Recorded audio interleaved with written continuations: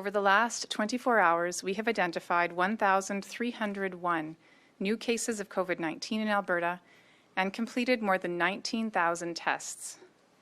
This means our positivity rate currently stands at about 6.8%. Hospitalizations continue to rise. There are currently 821 people in hospital, including 146 who have been admitted to the ICU. Sadly, 19 new deaths were reported to us in the last 24 hours. My deepest sympathies go to the loved ones of these individuals and to anyone who is grieving a loss. This time of year can be especially painful for those mourning the loss of a loved one, and my thoughts are with you. Preventing these deaths, as well as preventing hospitalization and ICU admissions, is what makes vaccines so important.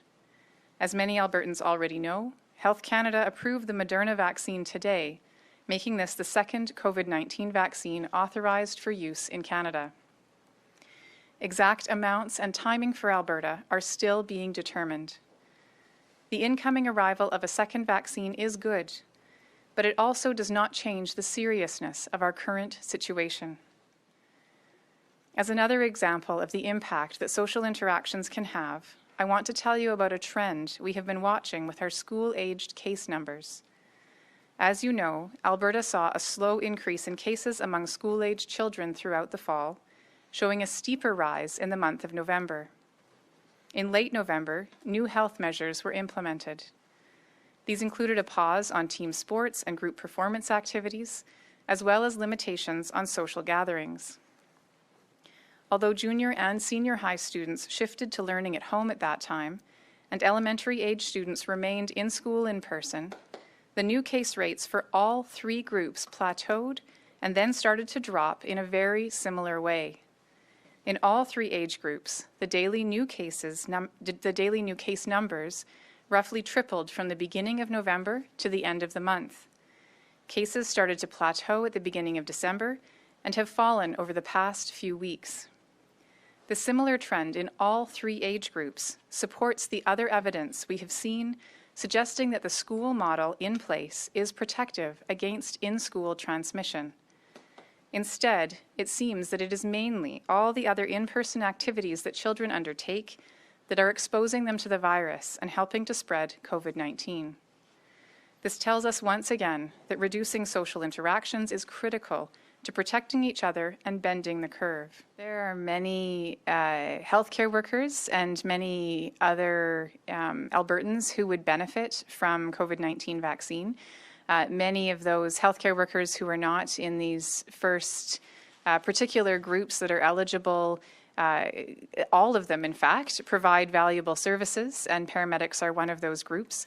It's really critical to emphasize that decisions on eligibility for the very first, very limited supplies of COVID-19 vaccines were in no way made based on the value that people bring to the system and to their work.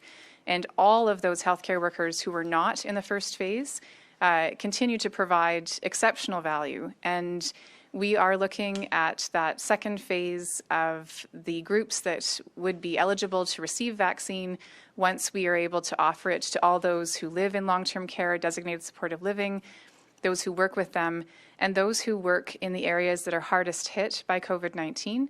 And of course, there's a long list of those groups that we are looking carefully at. I anticipate that decisions around those groups in phase 2 will be made at some point early in the new year. But at this point in time, again, paramedics are a critical group. They provide a very valuable service, as do many others. And we are looking at many, many options, again, with that ethical framework, looking at risk, looking at the highest risk of severe outcomes to be able to allocate our scarce supply of vaccine in the best way possible.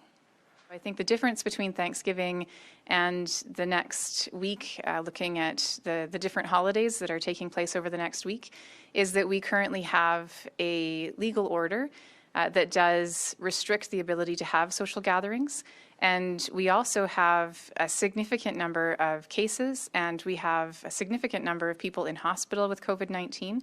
So our situation has changed, and I am appealing to all Albertans, because of this change in our situation, that we need to collectively make the choices that will not accelerate our spread, and we need to be considering other ways to connect with family and friends this holiday season.